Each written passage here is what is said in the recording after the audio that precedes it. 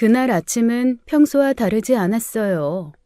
일어나 커피 한 잔을 마시고 있었습니다. 미용실 오픈 준비를 하기 전에 핸드폰으로 은행 어플을 열었죠. 적금 만기일을 확인하려고 계좌를 눌렀어요. 그런데 잔액을 본 순간 저는 숨이 멎는 줄 알았습니다. 5억이 들어있어야 할 통장에 단 1,000원도 남아있지 않았어요. 20년간 새벽부터 밤까지 일해서 모은 노후 자금이 흔적도 없이 사라진 거였습니다. 처음엔 은행 어플 오류인 줄 알았어요. 다시 로그인 해봤지만 결과는 같았습니다. 손이 덜덜 떨렸지만 침착하게 은행에 전화를 걸었죠. 제 통장에서 5억이 사라졌는데 무슨 일인지 확인 좀 해주세요. 고객님, 확인해보니 3일 전에 여러 건의 이체가 있었네요. 김철수, 이영희, 박민지 이런 분들 아시나요? 전혀 모르는 사람들이에요. 제가 이체한 적이 없는데요. 고객님 명의로 대출도 1억이 실행되어 함께 이체되었습니다. 총 6억이 나간 상태예요. 그럴 리가 없어요. 제가 대출받은 적도 없고 이체한 적도 없다니까요. 공인인증서로 정상 처리된 거래라서요. 혹시 보이스피싱 당하신 것 같은데 경찰에 신고하셔야 할 것 같습니다. 저는 즉시 보이스피싱을 당했다고 생각했습니다. 당장 경찰서로 달려가 신고를 했어요. 형사님도 처음엔 당연하다는 듯이 고개를 끄덕였습니다. 대포 통장을 여러 개 사용한 전형적인 보이스피싱 수법이에요. 최근에 이상한 전화나 문자 받으신 적 있으세요? 아니요. 전혀 없었어요. 어떻게 제 공인인증서 비밀번호를 알았는지 모르겠어요. 요즘은 해킹 기술이 교묘해서요. 일단 대포 통장 추적부터 시작하겠습니다. 며칠만 기다려주세요. 경찰도 당연히 보이스피싱이라고 판단했습니다. 저도 그렇게 믿고 싶었어요. 하지만 며칠 후 지능범죄수사팀이라는 곳의 형사님이 저를 다시 부르셨습니다. 그분의 표정이 심상치 않았어요. 박정수 씨, 일단 수사 중에 있기는 한데요.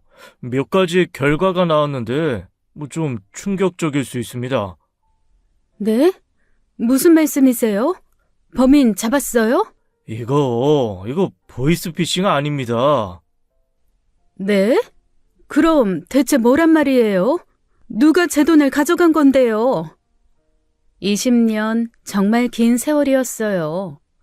파마약 냄새에 찌들어 살면서 손님들 비위 맞추면서 한 푼 두 푼 모은 피 같은 돈이었습니다. 그 돈이 단 3일 만에 흔적도 없이 사라진 거예요. 저는 믿을 수가 없었죠. 안녕하세요. 저는 50 초반의 미용실 사장입니다. 남편과 아들과 함께 살고 있었어요. 평범한 가정이라고 생각했죠. 저는 매일 새벽 5시에 일어나 밤 10시까지 일했습니다. 주말도 없이 20년을 그렇게 살았어요.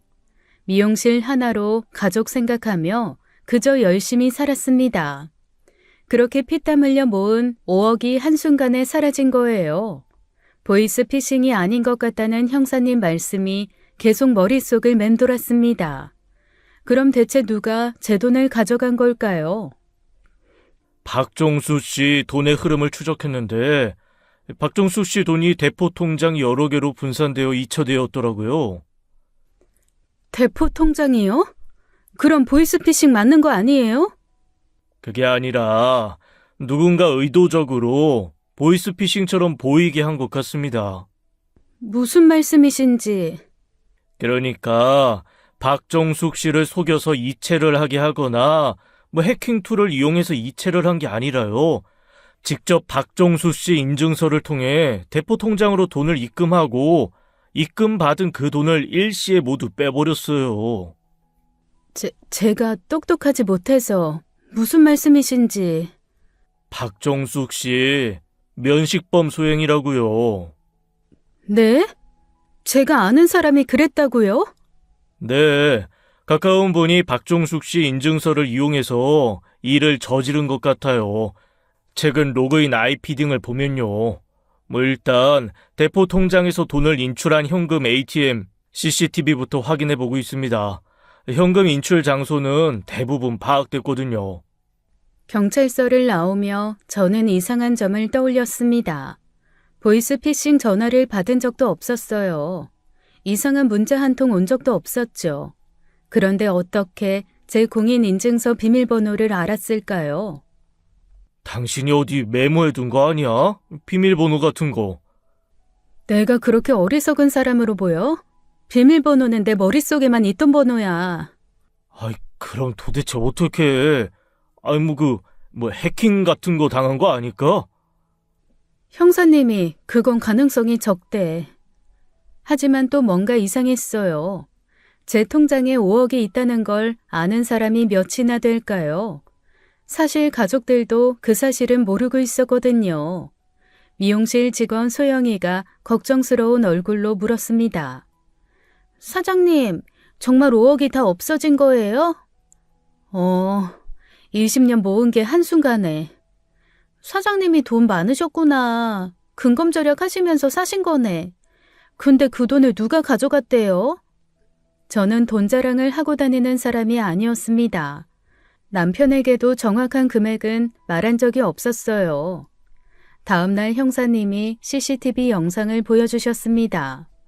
이 사람이에요. 모자를 깊게 눌러쓰고 마스크까지 했네요. 얼굴이 하나도 안 보이네요. 키는 대략 175cm 정도, 체격은 보통입니다. 그런데 이상한 게 있어요. 뭐가 이상한데요? 여기 보시면 이 사람 왼쪽 다리를 약간 절고 있고요. 그리고 어깨가 한쪽으로 기울어져 있습니다. 그게 뭐가 중요한가요? 이런 특징은 쉽게 숨길 수 없거든요. 혹시 주변에 이런 걸음걸이 가진 분 없으세요? 영상을 다시 보니 정말 그랬어요. 범인은 걸을 때마다 왼쪽 다리를 살짝 끌고 있었습니다. 하지만 저는 그런 사람을 본 기억이 없었어요. 그리고 인출 시간대를 보세요. 새벽 3시, 3시 반, 4시. 계획적입니다. 새벽에 저렇게 여러 곳을 돌아다녔다고요? 네, 하루에 인출 한도가 있으니까 여러 날에 걸쳐서 빼간 겁니다. 저는 소름이 돋았어요. 범인은 일하고 자는 시간까지 알고 있었던 걸까요? 제 생활 패턴을 훤히 꿰고 있는 사람이었습니다. 하지만 누구인지는 여전히 알 수 없었어요. 왜 저를 노렸는지도 어떻게 제 정보를 알았는지도 미스터리였습니다.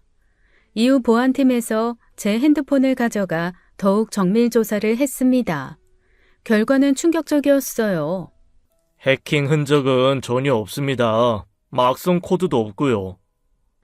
그럼 어떻게 제 공인인증서를? 누군가 직접 사용했다는 뜻입니다. 형사님이 조심스럽게 말을 꺼냈습니다. 박정숙 씨, 불편하시겠지만 가족 중에 혹시... 아니에요. 우리 가족이 대포 통장까지 만들어서 제 돈을 훔칠 리가 없어요. 그래도 한 번은 의심해봐야. 남편도 아들도 절대 아닙니다.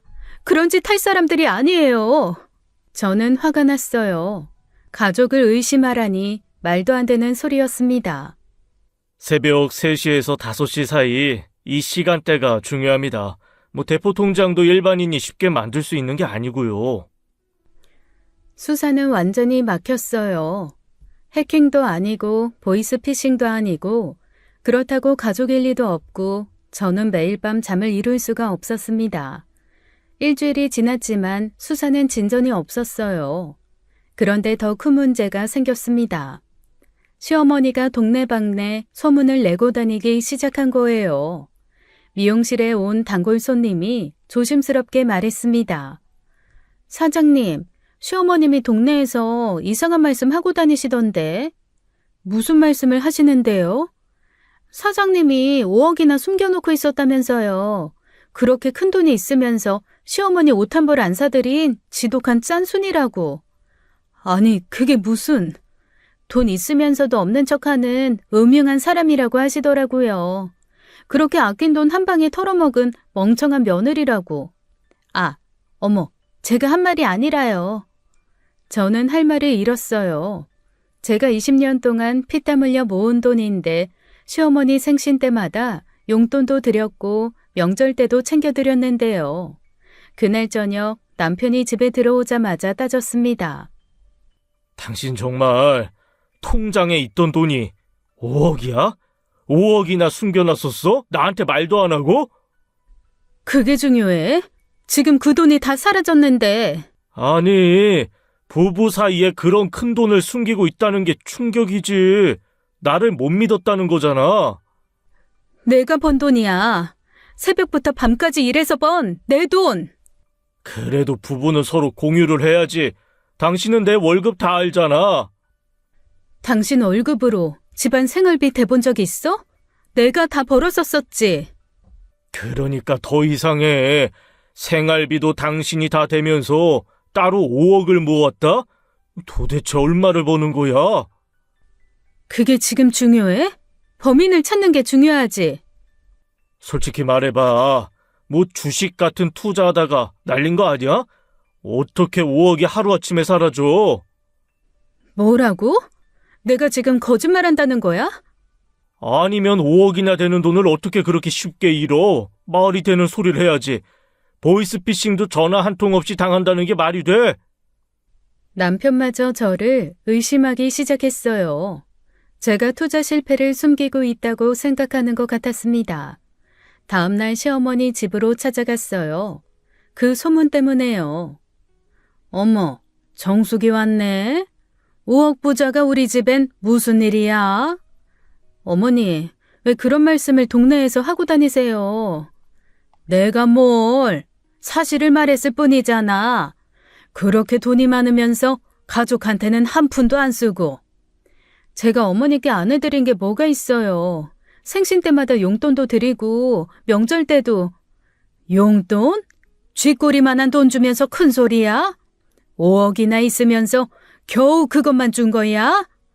어머니, 그건 제가 20년 동안 고생해서 모은 노후자금이에요.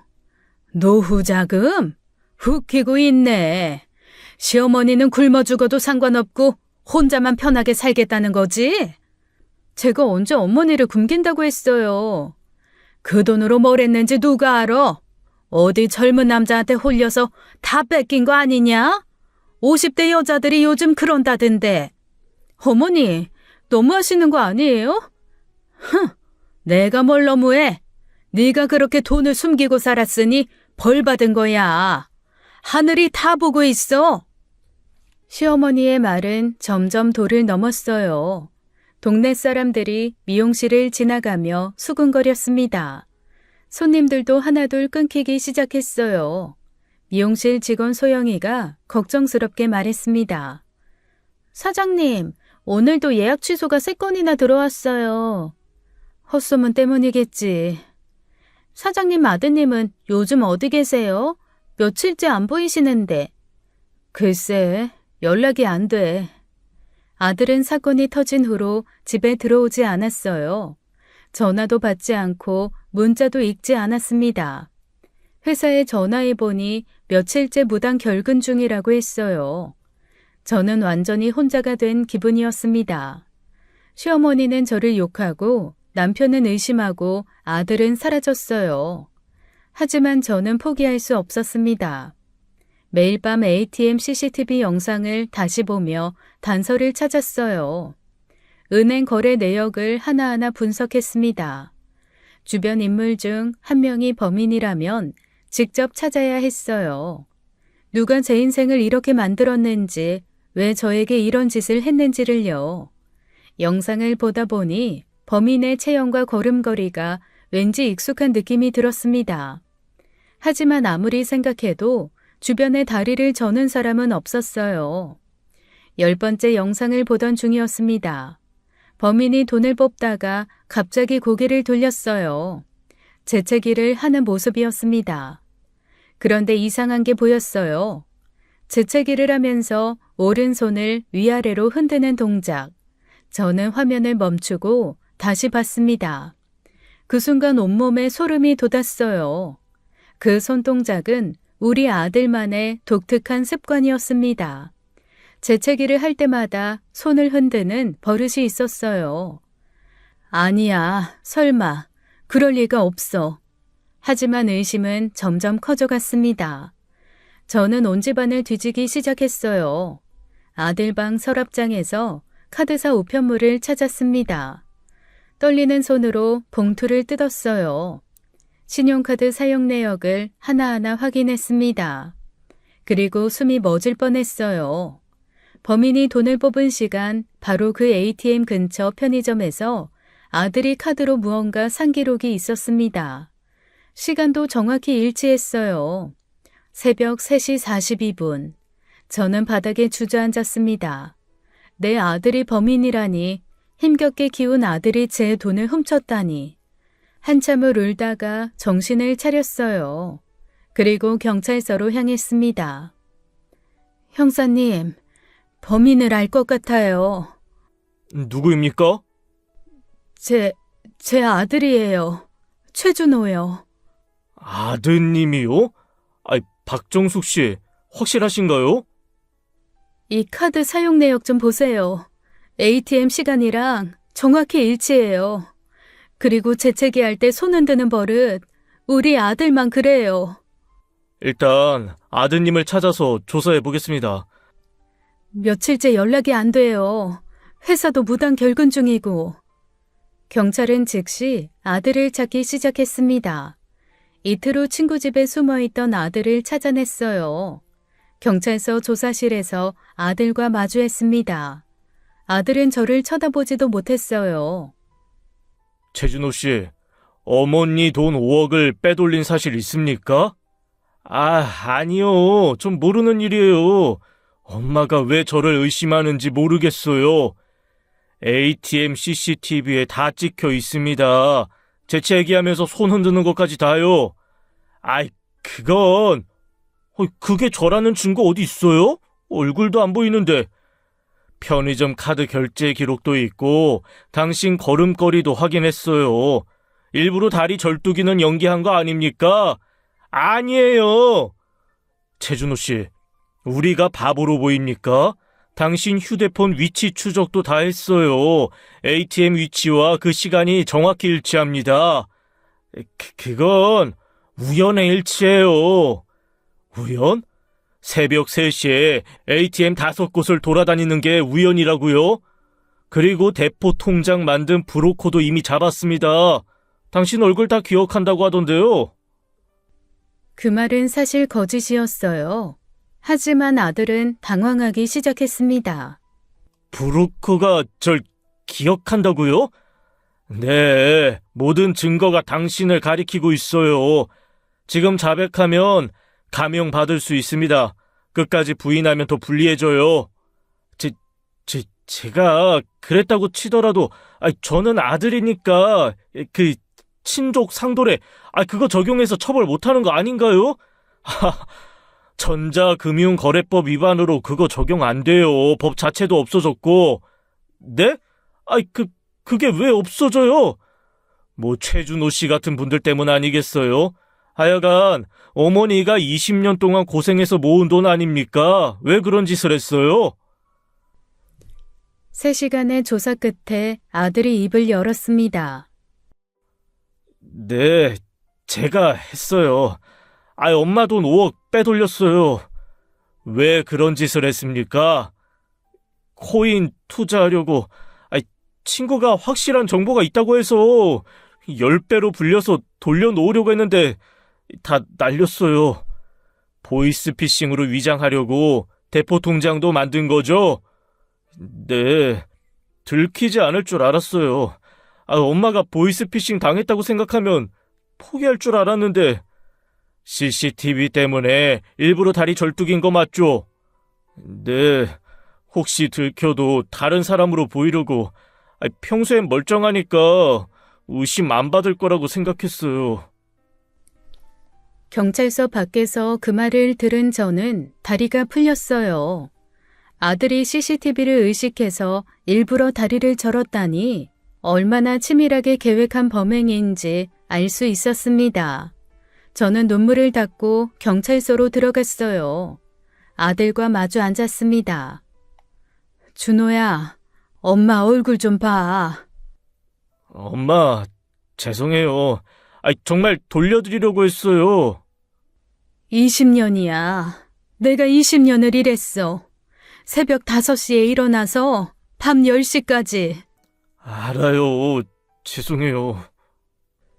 너도 알면서 어떻게 그럴 수 있니? 어떻게 나한테 이런 짓을 할 수가 있어? 한 번만 용서해 주세요. 제가 일해서 다 갚을게요. 5억을 어떻게 갚아? 평생 걸려도 못 갚을 돈이야. 저는 형사님을 바라봤어요. 박정숙 씨, 대포 통장을 사용한 건 중대한 금융 범죄입니다. 이제 저희가 수사를 진행할 겁니다. 엄마, 제발 도와줘요. 전과자 되면 제 인생 끝나요. 최준호 씨, 어머니가 용서하셔도 처벌은 피할 수 없습니다. 대포 통장 사용은 국가가 처벌하는 범죄예요. 엄마, 제발 한 번만 도와주세요. 어머니가 도울 수 있는 거 없습니다. 이거 이미 형사사건이에요.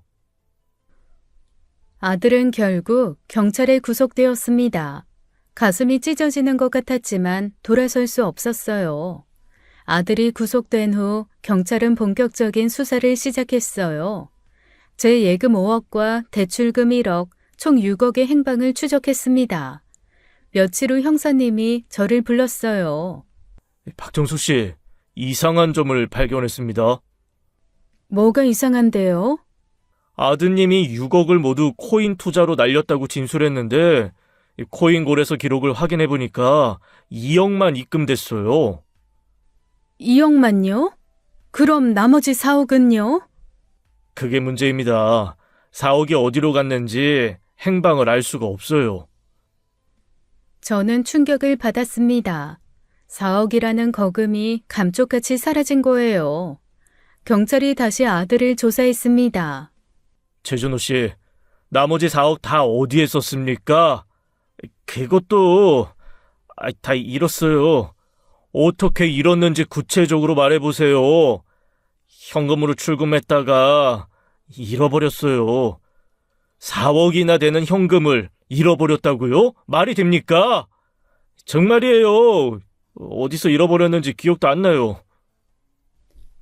아들의 대답은 너무 애매했습니다. 4억을 어떻게 잃었는지 전혀 설명하지 못했어요. 저는 의심이 들기 시작했어요. 아들이 그 돈을 누군가에게 준 건 아닐까, 아니면 어딘가에 숨겨놓은 건 아닐까. 4억의 행방은 미스터리로 남았습니다. 아들이 구속된 지 일주일 후였어요. 남편이 갑자기 이혼 서류를 내밀었습니다. 이혼 소송 제기했어. 변호사도 선임했고. 뭐라고? 지금 이혼이라니 무슨 소리야? 당신이 내 아들 경찰에 넘겼잖아. 당신이 가정을 완전히 파탄낸 거야. 당신 아들이 내 돈 6억을 훔쳤는데 내가 뭘 잘못했어? 그래도 가족이잖아. 엄마가 아들을 감옥에 보낸다는 게 말이 돼? 내가 신고한 게 아니라 금융범죄라 경찰이 알아서 수사한 거야. 변명하지 마. 어쨌거나 당신이 신고해서 걔가 경찰에 넘어간 거잖아. 재산 분할도 요구할 거야. 당신이 번 돈도 부부 공동 재산이니까. 저는 믿을 수가 없었어요. 제가 피해자인데 이혼을 당한다니. 시어머니가 동네 사람들에게 소문을 퍼뜨리기 시작했습니다. 우리 며느리가 내 손주를 경찰에 넘겼어요. 정신병자가 아니면 어떻게 그래요? 아니, 아무리 그래도 자식을 감옥에 보내다니. 돈 몇 푼 때문에 아들 인생을 망친 악독한 년이에요. 정상이 아니라니까요. 미용실에도 소문이 퍼졌어요. 손님들이 수근거리며 저를 쳐다봤습니다.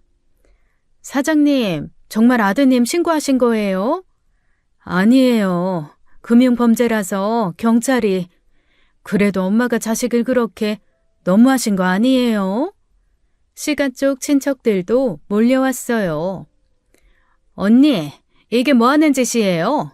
준호 경찰에 꼰질러서 넘겼다면서요. 제가 보낸 게 아니라요. 그게 그거지. 변명 그만해요. 가족이면 덮어주고 살아야지 어떻게 자식을 전과자로 만들어요? 설마 그래서 그런 거예요? 그래서 뭐요? 형수가 너무했어요. 아무리 돈이 아까워도 그렇지 가족을 팔아먹다니. 팔아먹다뇨. 제가 피해자예요. 그리고 그건 제 의사랑 상관없이 수사하는 거라고요. 준호가 대포 통장을 써서. 피해자? 형수가 가해자지 무슨 피해자입니까? 우리 조카 인생 망친 가해자. 모든 사람이 저를 비난했어요. 제가 6억을 잃은 피해자라는 건 아무도 기억하지 않았습니다. 남편이 차갑게 말했습니다. 이혼 재판에서 오자. 미용실 권리금 절반은 내 거야. 미용실은 내가 20년 동안 일군 거야. 당신이랑 상관없어. 법적으로 부부 공동재산이야. 변호사가 다 알아봤어. 저는 완전히 사면초가에 빠졌어요. 돈도 잃고 가족도 잃고 이제는 이혼까지 당하게 생겼습니다. 결국 가정법원에서 이혼 재판이 시작되었어요. 시어머니가 증인으로 나왔습니다. 증인은 며느리 박종숙 씨에 대해 아는 대로 증언해 주십시오. 저 여자는 정신적으로 문제가 있어요. 평소에도 이상한 행동을 많이 했습니다. 구체적으로 어떤 행동을 말씀하시는 겁니까? 밤에 혼자 나가서 새벽에 들어오고 다른 남자를 만나는 것 같아요. 미용실에 젊은 남자들이 자주 왔다 갔다 했어요. 거짓말이에요. 미용실 손님들이었어요. 손님? 밤 10시에도 왔다 갔다 하는 게 손님이에요? 수상한 관계가 분명해요. 시어머니의 거짓말은 계속되었습니다. 그리고 손주를 학대했어요. 아이가 술 좀 마시고 늦게 들어왔다고 소리 지르고 때리기도 했어요. 언제 내가 준호를 때렸어? 한 번도 손댄 적 없어요. 돈에 집착하는 것도 병적이었어요. 5억이나 숨겨놓고 가족한테는 한 푼도 안 썼잖아요. 이거 정상이 아니에요. 남편 측 변호사가 나섰습니다. 피고는 원고의 아들을 경찰에 신고해 전과자로 만들었습니다. 이는 정상적인 어머니의 행동이 아닙니다. 금융범죄라서 경찰이 수사한 거예요. 피고의 미용실 권리금 1억과 집 시세 6억 중 절반을 재산 분할로 요구합니다. 저는 충격을 받았어요. 제가 평생 일해서 마련한 것들을 빼앗기게 생겼습니다. 재판이 끝나고 미용실로 돌아왔어요. 직원 소영이가 울상이었습니다. 사장님, 오늘도 예약이 다 취소됐어요. 이번 달 매출이 작년에 10분의 1도 안 돼요. 아, 진짜 아주 울고 싶은 사람 죽이려고들 드네. 사장님이 아들 감옥에 보낸 악독한 사람이라고 다들 수군거려요. 이러다 정말 폐업할 것 같아요. 어쩌죠? 변호사를 선임하는데 2천만 원이 들었습니다. 미용실 수입이 끊겨서 생활비도 부족했어요. 결국 대출을 받아야 했죠. 박정숙 씨, 이미 1억 대출이 있으신데 추가 대출은 어렵습니다. 미용실 담보로라도. 미용실이 현재 영업이 안 되고 있다고 들었는데요. 담보 가치가 없습니다. 사면초가였어요. 돈도 없고 가족도 등졌고 생계마저 막막했습니다. 하지만 저는 포기할 수 없었어요.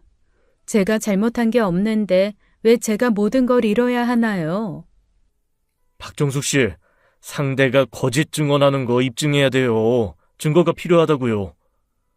벼랑 끝에 몰렸지만 저는 굴복하지 않기로 했습니다.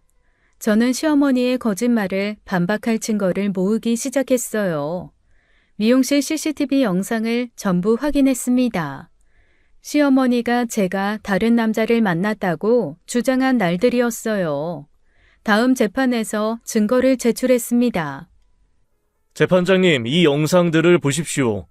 증인이 주장한 날짜와 시간에 피고는 미용실에서 일하고 있었습니다. 이 영상을 확인하겠습니다. 확실히 박종숙 씨가 미용실에서 손님 머리를 하고 있네요. 네, 밤 10시까지 일하는 모습이 다 기록되어 있습니다. 분류는 완전히 거짓이에요. 직원 소영이가 증인으로 나왔어요. 사장님은 20년 동안 개미처럼 일만 하셨어요. 새벽 5시에 나오셔서 밤 10시까지요. 다른 남자가 미용실에 자주 왔다는 증언이 있었는데요. 손님들이었어요. 남자 손님도 파마하고 염색하러 오잖아요. 사장님은 일 외에는 아무것도 안 하셨어요. 박정숙 씨가 아들을 학대했다는 증언도 있었는데 본 적 있습니까? 한 번도 없어요. 오히려 아들 밥 먹으라고 챙기시느라 본인은 김밥으로 때우실 때가 많았어요. 저는 20년치 자료를 제출했습니다. 이것은 20년간 미용실 매출 장부와 세금 납부 증명서입니다.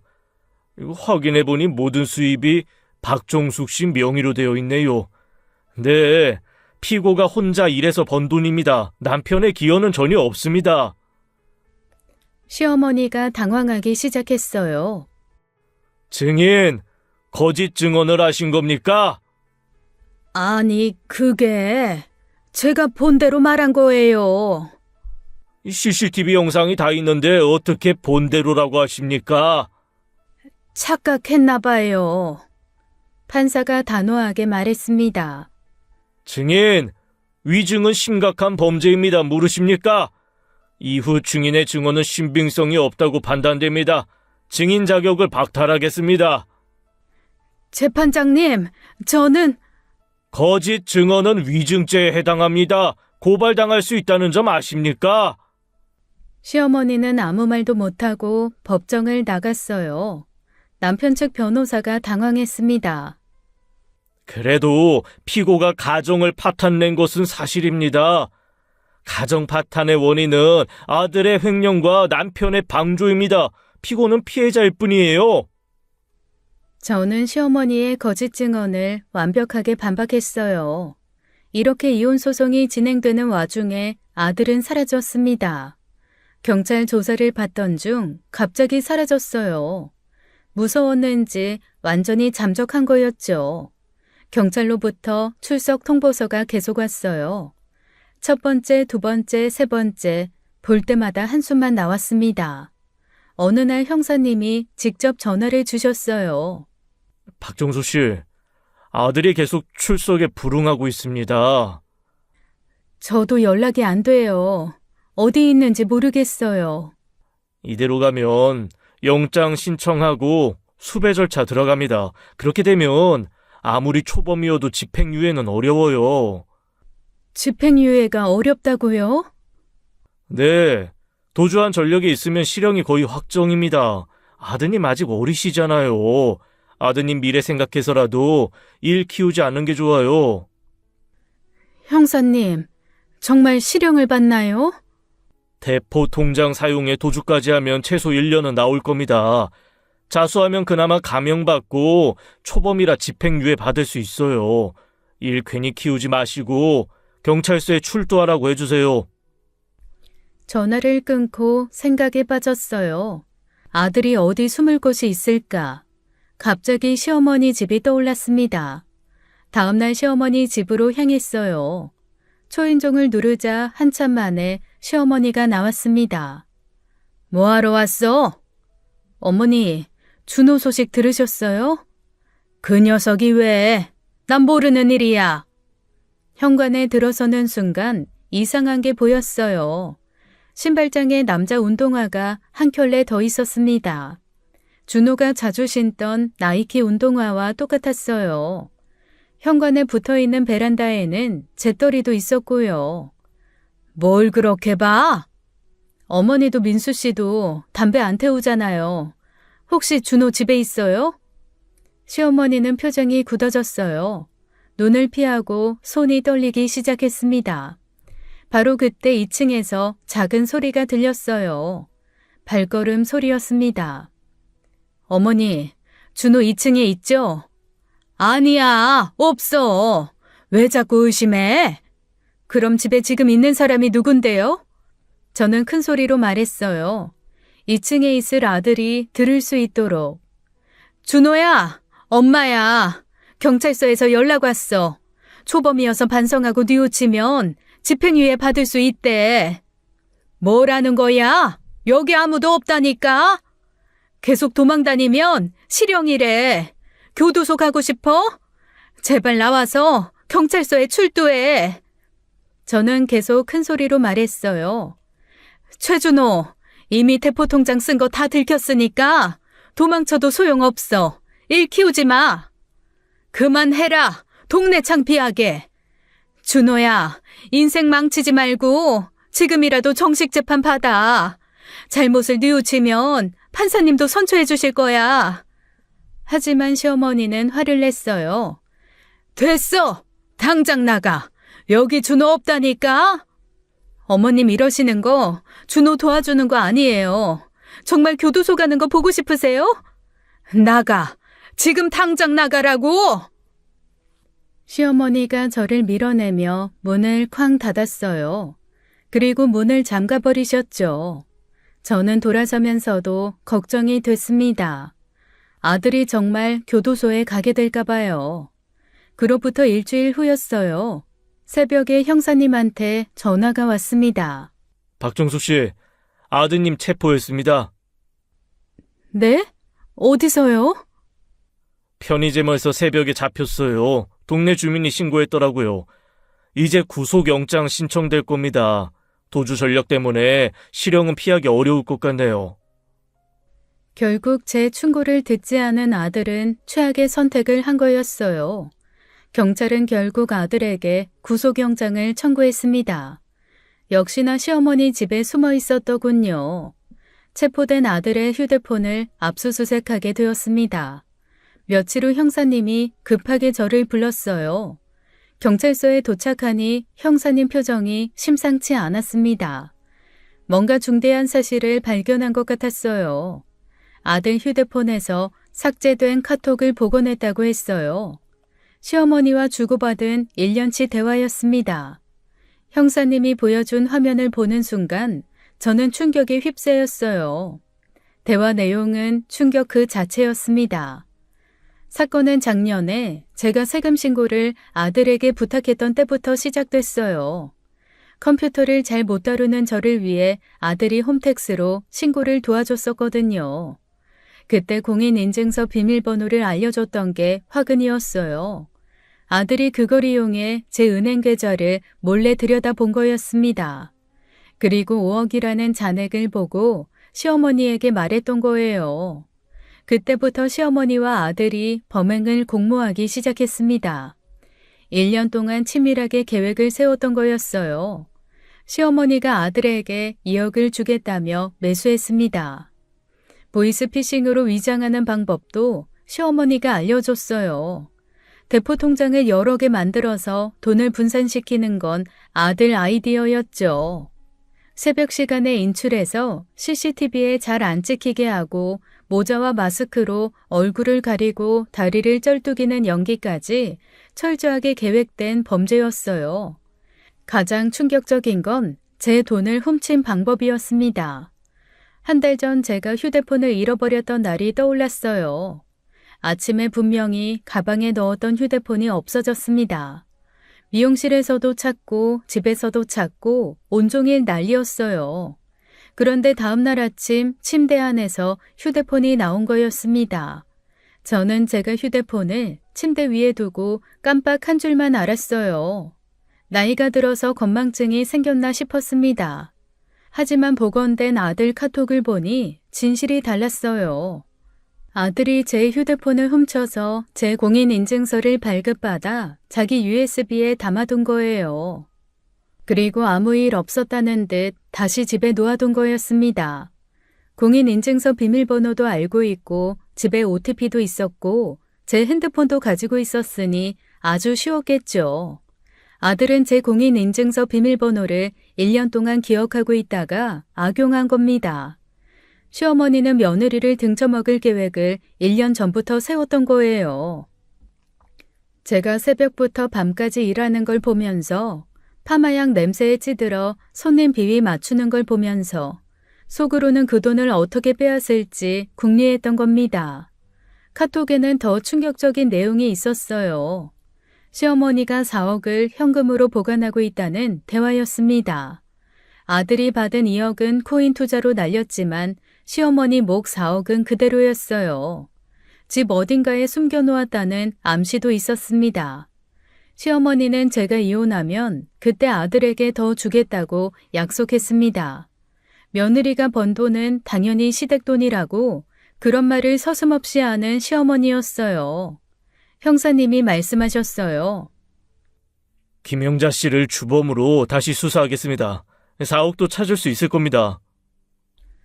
저는 아무 말도 할 수 없었어요. 그동안 시어머니 생신을 챙기고 용돈을 드렸는데 병원비가 없다고 할 때마다 제가 도와드렸는데 명절마다 한복 사드리고 건강식품 사드렸는데 그 시어머니가 제 등에 칼을 꽂았던 겁니다. 가족이라고 믿었던 사람들의 배신, 특히 시어머니가 주범이었다는 사실이 가장 충격적이었어요. 악마는 멀리 있지 않았습니다. 바로 제 옆에서 함께 살았던 거예요. 카톡 증거를 확보한 저는 즉시 시어머니를 고소했습니다. 사기죄와 횡령죄 그리고 도주범 은닉죄까지. 형사님도 이제는 시어머니가 주범이라는 걸 확신했습니다. 검찰은 신속하게 움직였어요. 시어머니와 아들을 공범으로 기소했습니다.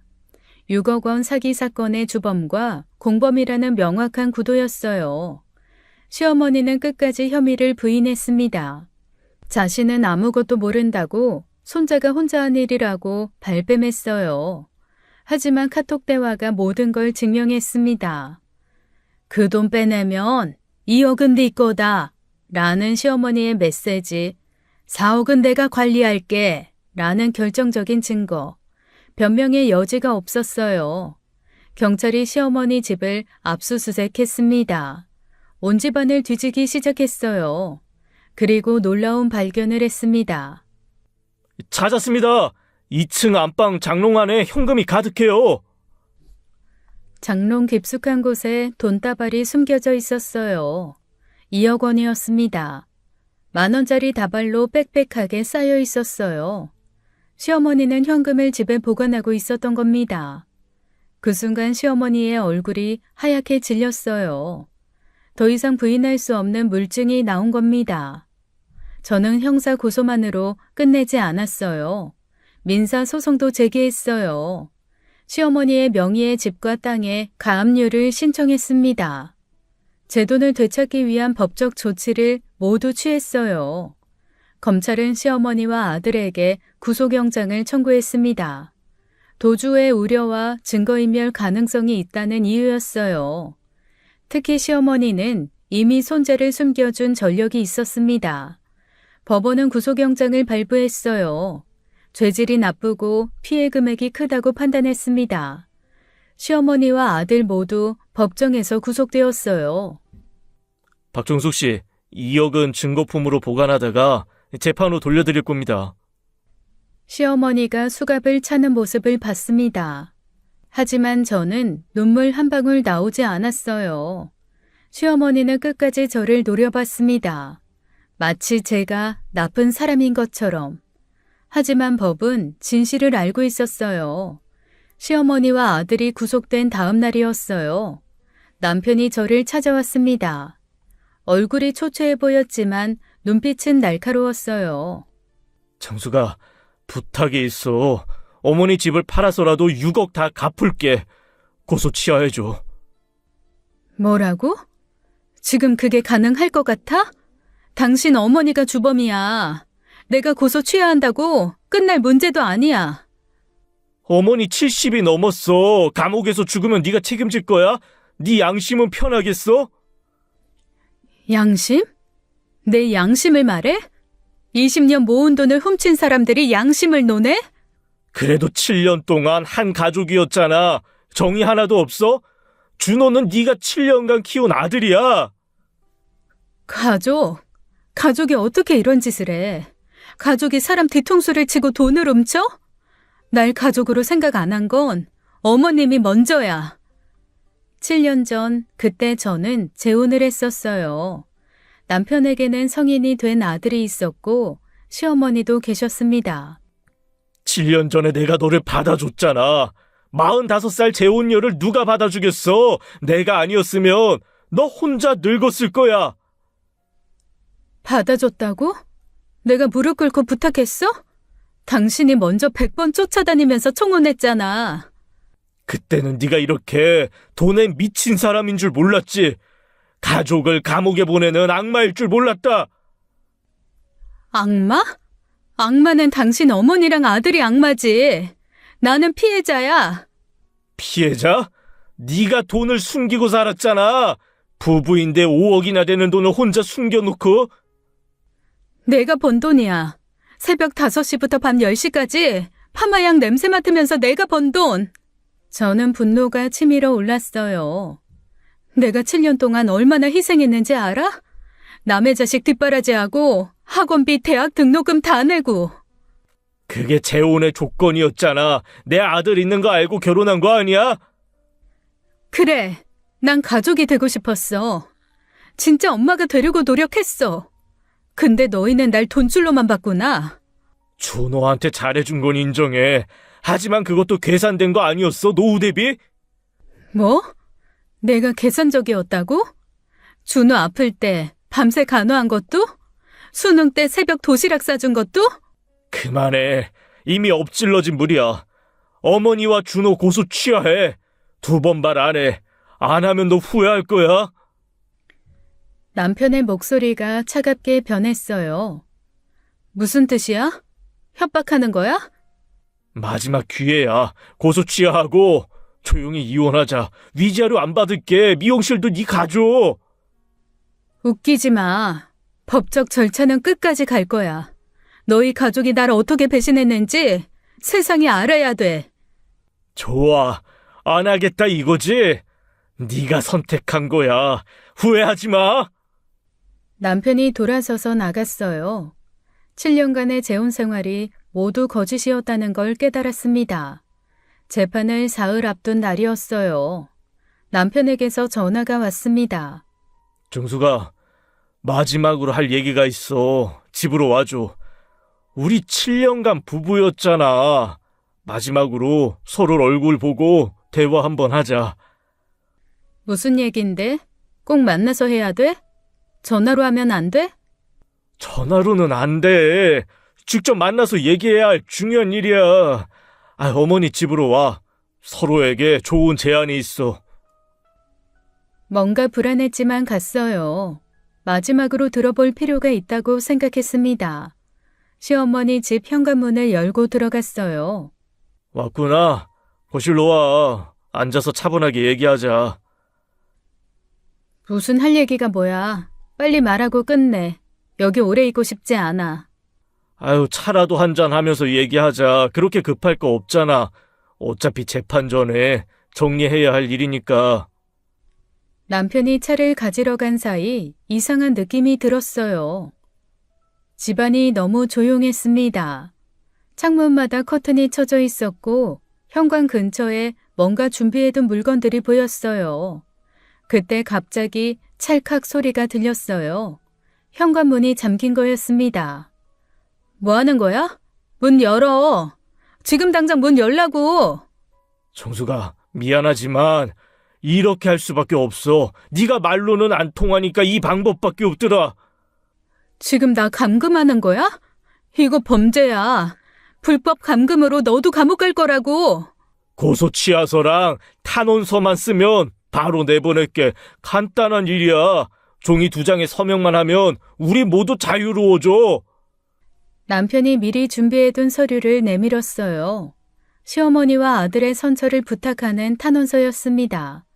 고소 취하서도 함께 있었고 심지어 합의서까지 준비되어 있었어요. 여기 서명만 하면 돼. 그럼 모든 게 끝나. 6억도 어머니 집 팔고 내 퇴직금 합쳐서 갚을게.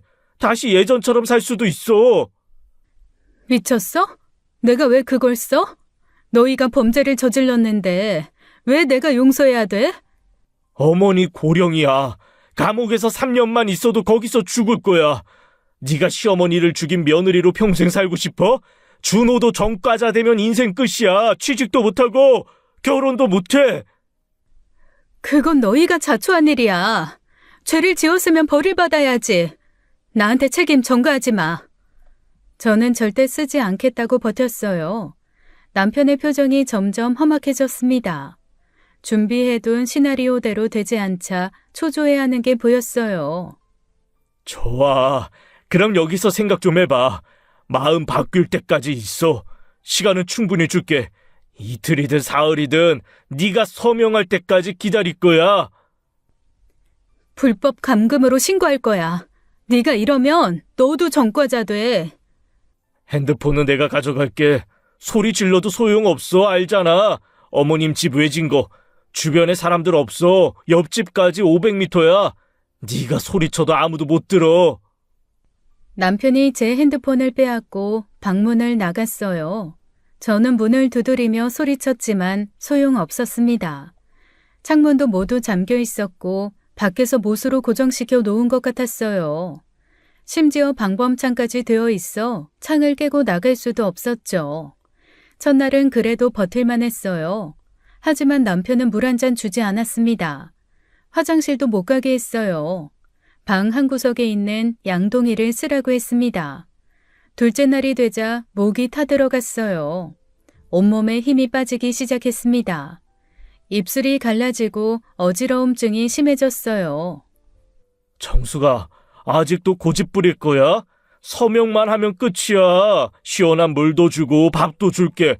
왜 쓸데없이 고생해? 절대 안 써. 죽어도 안 써. 왜 이렇게 고집을 부려? 어차피 재판 가면 너도 불리해. 재혼 전에 네가 전남편 재산 빼돌렸다는 증언도 준비했어. 가짜 증인도 세울 수 있어. 거짓말. 다 거짓말이야. 판사가 안 속아. 그럴까? 내가 7년간 모아둔 자료가 있어. 네가 얼마나 돈에 집착하는 사람인지 보여줄 증거들이야. 그때도 저는 굴복하지 않았어요. 정의가 이길이라 믿었습니다. 비록 몸은 힘들었지만 정신만은 놓지 않았어요. 내일까지만 기회를 줄게. 안 쓰면 정말 끝까지 갈 거야. 병원에 데려가지도 않을 거고 네가 쓰러져도 모른 척 할 거야. 끝까지 가. 너도 감옥 갈 거야. 난 네가 자발적으로 왔다고 증언할 거야. 부부싸움이었다고 하면 끝이야. 증거도 없잖아. 2일째 밤 11시쯤이었어요. 의식이 흐릿해지기 시작했습니다. 갑자기 밖에서 큰 소리가 들렸어요. 경찰입니다. 문 열어주세요. 안 열면 강제 진입합니다. 쿵, 쿵, 쿵. 문을 부수는 소리가 들렸어요. 남편이 허둥지둥 뛰어다니는 소리도 들렸습니다. 뭐야? 경찰이 왜? 아이, 누가 신고한 거야? 정숙이 핸드폰도 없는데. 재민수 씨, 당장 문 열어요. 3초 안에 안 열면 강제로 들어갑니다. 와장창. 문이 부서지고 경찰들이 들이닥쳤어요. 특공대처럼 방패를 들고 들어왔습니다. 박정숙 씨, 괜찮으세요? 박정숙 씨! 네, 여기 있어요. 살려주세요. 재민수 씨, 당신을 감금죄 및 협박죄로 현행범 체포합니다. 묵비권을 행사할 수 있고 변호사를 선임할 권리가 있습니다. 아니, 경찰이 어떻게 알고 누가 신고한 거야? 이거 부부싸움이야. 집안일에 왜 경찰이 개입을 해? 2일간 불법 감금의 협박 상해까지 이게 부부싸움입니까? 남편은 당황해서 어쩔 줄 몰라 했어요. 수갑이 채워지는 순간까지도 이해할 수 없다는 표정이었습니다. 정숙이는 핸드폰이 없는데 어떻게 누가 신고를... 말이 안 돼. 저는 경찰의 부축을 받으며 밖으로 나왔어요. 2일 만에 마신 물이 그렇게 달 수가 없었습니다. 밖에는 구급차가 대기하고 있었어요. 탈수 증상이 심하네요. 혈압도 많이 떨어졌고요. 당장 병원으로 모시겠습니다. 수액부터 맞으셔야 해요. 감사합니다. 정말 감사합니다. 살 것 같아요. 경찰차에 실려가는 남편이 보였어요. 끝까지 저를 노려보고 있었습니다. 너 때문이야, 다 너 때문이야 라고 소리치는 것 같았어요. 하지만 이제 그도 범죄자가 된 거예요. 사실 저는 남편을 만나러 가기 전에 대비를 했었습니다. 미용실 직원 소영이를 불러서 부탁했었어요. 만약 하루가 지나도 저와 연락이 없으면 즉시 경찰에 신고하라고. 남편이 무슨 짓을 할지 예감이 들었던 거예요. 소영이는 정확히 약속을 지켰습니다. 하루가 지나자마자 경찰에 신고했고 덕분에 저는 구출될 수 있었어요. 더 충격적인 사실이 밝혀졌습니다. 수사 과정에서 남편도 처음부터 5억 횡령에 가담했다는 증거가 나왔어요. 남편 통장에 2억이 입금된 기록이 발견된 겁니다. 시어머니가 준 돈이었어요. 아들이 2억, 시어머니가 2억, 남편이 2억. 제 돈을 가진 거였어요. 재판이 시작되었습니다. 판사님이 판결문을 읽기 시작했어요.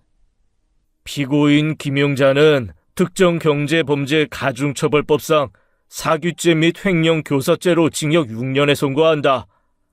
73세 시어머니가 징역 6년. 사실상 종신형이나 다름없었어요. 피고인 최준호는 컴퓨터 등 사용사규죄, 전자금융거래법 위반 및 횡령죄로 징역 4년을 선고한다. 아들도 실형을 받았습니다. 도주 전력이 있어서 집행유예는 불가능했어요. 피고인 최민수는 횡령, 공모, 감금죄 및 협박죄로 징역 7년을 선고한다. 남편이 가장 무거운 형을 받았어요. 감금죄가 추가되면서 형량이 늘어난 거였습니다. 피고인들을 모두 법정 구속한다. 세 사람 모두 그 자리에서 수갑이 채워졌어요. 7년간 한 가족이었던 사람들이 모두 죄수복을 입게 된 거예요. 민사재판도 진행되었습니다. 저는 완벽하게 승소했어요. 시어머니의 집과 땅이 경매에 나왔습니다. 남편 명의 재산도 처분되었어요. 그중 아들이 잃은 2억을 제가 받고 시어머니와 남편이 숨겨둔 돈 4억을 받았어요. 정확히 6억 원, 제가 잃었던 돈을 전액 되찾은 겁니다. 7년간 재혼 가정에서 당하기만 했던 저였어요. 시어머니 눈치 보고 남의 자식 키우고 온갖 구박 받으며 살았습니다. 하지만 결국 법의 힘으로 정의를 찾았어요. 제가 이긴 건 단순한 돈 때문이 아니었습니다. 거짓과 배신에 맞선 진실의 승리였어요. 치밀한 준비와 끝까지 포기하지 않은 결과였습니다. 형사재판과 민사재판이 끝나고 이혼재판도 마무리되었어요. 판사님은 남편의 유책을 인정했습니다. 위자료 1억과 재산 분할로 7천만 원을 더 받았어요. 되찾은 6억과 위자료를 합쳐 저는 새 출발을 준비했습니다. 부산으로 내려가기로 했어요. 바다가 보이는 곳에서 새로운 인생을 시작하고 싶었습니다. 20년간 운영했던 미용실은 소영이에게 넘겼어요. 소영아, 이 미용실 이제 네가 운영해. 사장님, 저는 이거 인수할 돈 없는데. 권리금은 물론 내 이름으로 들어가 있는 미용실 보증금도 너 가져. 이제 이 미용실 사장은 너야. 내가 20년간 아낀 가게야. 잘 운영해줘. 사장님, 이건 너무 큰데요? 네가 없었으면 난 죽었을지도 몰라. 고마움의 표시야. 소영이는 울면서 저를 안아주었어요. 이후 저는 바다가 보이는 도시에 새 미용실을 열었습니다. 오픈한 지 한 달 손님들이 하나둘 늘기 시작했어요. 여기선 아무도 제 과거를 몰랐습니다. 52세 결코 늦은 나이가 아니었어요. 악연과 완전히 끝을 맺고 저는 제2의 인생을 시작했습니다. 매일 아침 바다를 보며 출근해요. 이제 저는 진짜 자유입니다.